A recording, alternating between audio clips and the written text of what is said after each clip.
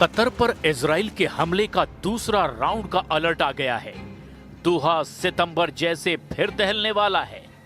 Qatar के अमीर ने फिर से बारूदी तबाही को दावत दे दी है, क्योंकि एक बार फिर दोहा में इजराइल के दुश्मनों का जमावड़ा लगा है। एक बार फिर से इजराइल को धमकियां दी गई है। एक बार फिर से नेतन्याहू का दिमाग गर्म कर दिया गया है। कतर के अमीर ने इजराइल दहलाने की धमकी दी। दोहा फोरम में इजराइल पर भड़के अहमद अल शरा। ईरान ने इजराइल जलाने वाली मिसाइलें लॉन्च की। खाड़ी से ट्रंप को मिलने लगी 10 युद्ध की टेंशन। इजराइल पर दुश्मन एक साथ टूट पड़े हैं। नेतन्याहू को कई फ्रंट से टेंशन मिलने लगी है। ईरान, तुर्की, सऊदी अरब के बाद अब कतर के अमीर ने भी नेतन्याहू पर गाजा में धोखा देने के आरोप लगा दिए हैं। कतर के प्रधानमंत्री मोहम्मद अब्दुर्रहमान अल थानी ने यह दावा किया है कि गाजा में किसी तरह का सीज फायर लागू नहीं है। 10 अक्टूबर को हुआ युद्ध समझौता सिर्फ छलावा है। और इतना ही नहीं, अल थानी ने इजराइल विरोधी कतर, तुर्की, मिस्र के साथ मिलकर के अब नया एक्शन प्लान बनाने का भी ऐलान कर दिया है। Now we are at a critical moment. It's not yet there. So it's what we have just done is a pause. We cannot consider it yet a ceasefire. A ceasefire cannot be completed unless there is a full withdrawal of the Israeli forces. There is stability back in Gaza. People can go in and out, which is not the case today. जहां Syria के अहमद अल शरा थे, जहां मुस्लिम मुल्कों के तमाम नुमाइंदे थे, वहां फिलिस्तीन देश बनाने का ऐलान हुआ है। वहां कतर ने हमास की लीडरशिप को दोबारा पनाह देने की बात भी मानी है। इसका मतलब यह है कि कतर ने पीएम नेतन्याहू की धमकियों को पूरी तरह से नजरअंदाज कर दिया है। नेतन्याहू ने ऐलान कर रखा है कि वो फिलिस्तीन देश नहीं बनने देंगे।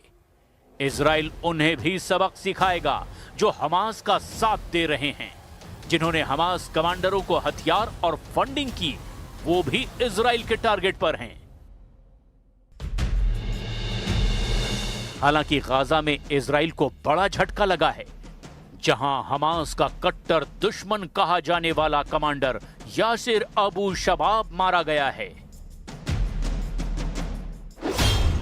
कमांडर यासिर गाजा पट्टी में इजराइल समर्थित मिलिशिया पॉपुलर फोर्सेस का सुप्रीम कमांडर था। गाजा पट्टी में यासिर अबू शबाब इजराइल के समर्थन में हमास लड़ाकों का सफाया कर रहा था। लेकिन दक्षिणी गाजा के रफा शहर में लड़ाका ग्रुप की आपसी भिड़ंत में अबू शबाब को मारा गया। इजराइल को गाजा से भी बड़ा झटका ईरान से मिला है, जहां युद्ध जैसा माहौल बना हुआ है। ईरान ने मिसाइलों का ये खौफनाक दृश्य दिखाकर नए युद्ध की आग भड़का दी है। ईरान ने मिसाइलों के सीरियल धमाके किए हैं। ईरान ने जमीन से समंदर तक बारूदी तहलका काट रखा है। ईरान की रॉकेट फोर्स युद्ध के लिए अब फड़फड़ाती नजर आ रही है। ये धमाके युद्ध का ट्रेलर हैं। मिसाइलों की ये मार इजराइल के लिए चैलेंज है। सुप्रीम लीडर अली खामनेई ने फिर से सुपर पावर को चुनौती दे डाली है। ईरान पहली बार हाहाकार के मूड में है। फारस की खाड़ी में बारूदी बवंडर लाकर ईरान ने दुश्मनों की धुकधुकी बढ़ा दी है। ईरान ने ऐलान किया है कि उसने पहली बार ऐसी मिसाइल का धमाका किया है जिसकी रेंज में फारस की खाड़ी का चप्पा चप्पा आता है।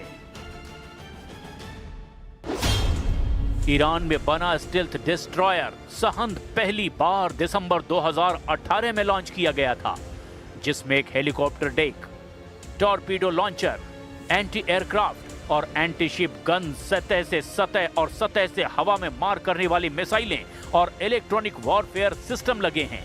पिछले साल जंगी युद्धपोत कुछ समय के लिए खाड़ी के उथले पानी में डूब गया था। जिसे मरम्मत करके दोबारा नौसेना के बेड़े में तैनात कर दिया गया है। ईरान युद्ध के लिए रेडी है। तुर्की, सीरिया और सऊदी अरब ने इजराइल को घेरने का प्लान बना रखा है। तो क्या इजराइल बैकफुट पर है? बिल्कुल नहीं। दुश्मनों से 10 कदम आगे चलने वाले इजराइल ने रक्षा बजट में बम्पर इजाफा किया है। प्रधानमंत्री नेतन्याहू ने जानकारी दी है कि डिफेंस के लिए 112 बिलियन शेकेल इजरायली करेंसी का बजट रखा गया है। इजरायली वित्त मंत्री बेजल स्मोट्रिच की ओर से कहा गया कि 2026 के लिए रक्षा बजट 2023 की तुलना में 47 अरब शेकेल ज्यादा है। इजराइल ने 2 साल से चल रहे युद्ध पर अब तक 31 अरब डॉलर से ज्यादा का खर्च किया है। डिफेंस बजट में बम्पर बढ़ोतरी के बाद पीएम नेतन्याहू ने ऐलान कर दिया कि इजराइल किसी भी दुश्मन को कुचलने के लिए अब पूरी तरह से तैयार है। השרים והשרות, אנחנו פותחים כעת את ישיבת הממשלה לאישור תקציב המדינה לשנת 2026. אנחנו מביאים תקציב אחראי, מאוזן, ובעיקר תקציב שעונה על כל צורכי הביטחון של מדינת ישראל. במלחמת התקומה אנחנו צברנו הישגים כבירים. הניצחונות שלנו בשבע חזיתות מבהירות דבר פשוט. מדינת ישראל היא המדינה החזקה ביותר במזרח התיכון, ואני מוסיף, וזה גם קשור, יש לה כלכלה חזקה ויציבה. रक्षा बजट की जानकारी के साथ नेतन्याहू ने नए मोसाद चीफ रोमन गोफमैन की नियुक्ति की घोषणा की। रोमन को 2020 में 210वीं बाशान डिवीजन का कमांडर बनाया गया था। ये डिवीजन सीरिया में अहम सैन्य ऑपरेशन अंजाम देती है। अक्टूबर 2023 में जब हमास ने गाजा पर हमला किया था, उस समय गोफमैन इन्फेंट्री ट्रेनिंग सेंटर के चीफ थे। हमास के हमले के पहले दिन रोमन गंभीर रूप से घायल हुए थे। इलाज के बाद रोमन को पीएम ऑफिस में काम दिया गया और अब जनरल रोमन गोफमैन जून 2026 से मोसाद चीफ का जिम्मा संभालेंगे। אני מביא היום את מינויו של האלוף רומן גופמן לראש המוסד הבא. רומן הוא מפקד עתיר הישגים. בצה"ל הוא ליווה אותי כמזכירי הצבאי. הוא ליווה אותי.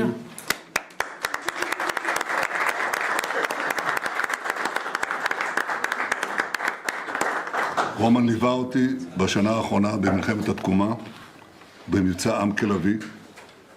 הוא פעל מול צה"ל וכל גורמי הביטחון, כולל ובהדגש עם המוסד. הוא בעל תכונות מוכחות של מנהיגות, יצירתיות, תחכום, תחבולנות, בקנה מידה עולמי. इजराइल अपनी सैन्य तैयारियों के साथ नए नए हथियारों से भी दुश्मनों को खौफ से भर रहा है। इजराइल ने अपने सबसे शक्तिशाली और सस्ते air defence system Iron Beam laser system को वॉर जोन में तैनात किया है। इजराइल का Iron Beam paradigm shattering laser defence 30 दिसंबर से एक्टिव हो जाएगा। आयरन बीम में लाइट बीम के मुकाबले ज्यादा पावर है, इसकी रेंज ज्यादा है और इसे कई तरह के खतरों से बचाने के लिए इस्तेमाल किया जा सकता है। आयरन बीम खास तौर पर न सिर्फ ड्रोन बल्कि मिसाइल, रॉकेट और मोर्टार को भी मार गिरा सकता है, जिससे ये ड्रोन को मार गिराने की तुलना में कहीं ज्यादा खतरनाक हो जाता है। Iron beam mobile 50 kilowatt system की रेंज 5 से 7 किलोमीटर है। इस सिस्टम को कम दूरी का हाई पावर लेजर बनाया गया है, जो कि आयरन डोम जैसे दूसरे डिफेंस सिस्टम को बाईपास करने वाले प्रोजेक्टाइल को भी रोक देती है। आयरन बीम में 2 टेलीस्कोप हैं। इसमें एक से शक्तिशाली लेजर निकलेगी और दूसरे से इसकी परफॉर्मेंस पर नजर रखी जाएगी। ये सिस्टम आयरन डोम के साथ इंटीग्रेटेड होकर इजराइल की 360 डिग्री सुरक्षा करेगा।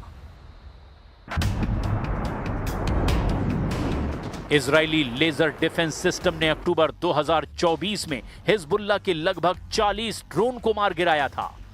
नया आयरन बीम उससे कहीं ज्यादा घातक और विस्फोटक बताया जा रहा है। इजराइल के दुश्मन जहां युद्ध की रणनीति बना रहे हैं, वहीं नेतन्याहू हथियारों को धार दे रहे हैं, क्योंकि अब की बार इजराइल का सामना दुश्मन देशों की सेना से है। ईरान जैसे मिसाइल पावर, तुर्की जैसा ड्रोन पावर, कतर और सऊदी अरब जैसे अमीर देशों से निपटने के लिए इजराइल को पूरी ताकत झोंकनी होगी। इसके साथ ही इजराइल को सुपर पावर का बैकअप भी चाहिए, नहीं तो युद्ध एक तरफा साबित होगा।